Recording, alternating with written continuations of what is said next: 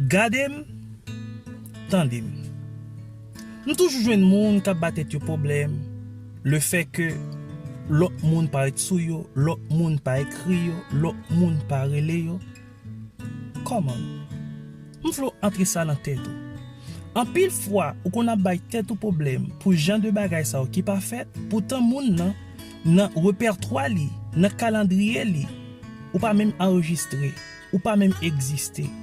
Li a le temps pour nous suspendre préoccuper si moun relé nous, si moun écrit nous.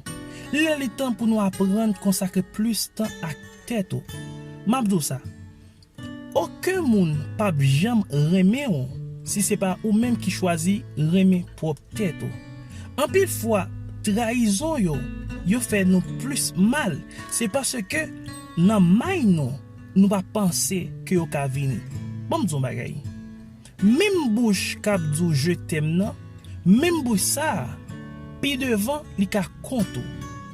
Plus l'esprit ouvri à des situations, plus ou maintenant tête ou gen bagay qui ka arrivé, c'est plus que ou ap gen plus maturité les bagay ça ou vini pour capable affronter yo.